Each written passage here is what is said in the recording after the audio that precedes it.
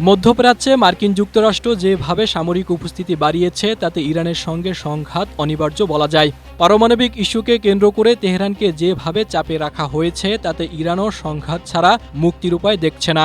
যদিও মার্কিন হামলায় ইরানি শাসকদের ক্ষমতা হারানোর ব্যাপক আশঙ্কা রয়েছে, তারপরও দেশটি আগুনের মধ্যে পা বাড়ানোর দৃঢ় প্রতিজ্ঞা করেছে।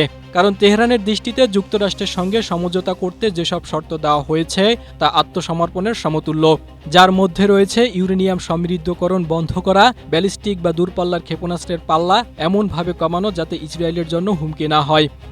স্ট্রবেরি সুপার ডটেড ও ক্লাসিক ভ্যারিয়েন্ট সেন্সেশন জাগুক শিহরণ। এছাড়া ওই অঞ্চলের প্রক্সি বাহিনীর প্রতি সমর্থন বন্ধ করা এবং নিজের নাগরিকদের প্রতি ইরানের আচরণ পরিবর্তন করা। যদিও ইরানি নেতৃত্বের জন্য এসব বিষয় মোটেও সাধারণ কিছু নয়, কারণ এগুলো তাদের দৃষ্টিতে দেশের নিরাপত্তা স্থাপত্যের কেন্দ্রীয় উপাদান। ফলে মার্কিন যুক্তরাষ্ট্রের সঙ্গে আলোচনা চালিয়ে যাওয়া অন্তঃসার শূন্য ছাড়া আর কিছু নয়। এমন অবস্থায় যুক্তরাষ্ট্রের হামলার হুমকির বিরুদ্ধে পাল্টা হুমকি দিয়ে যাচ্ছে ইরানও।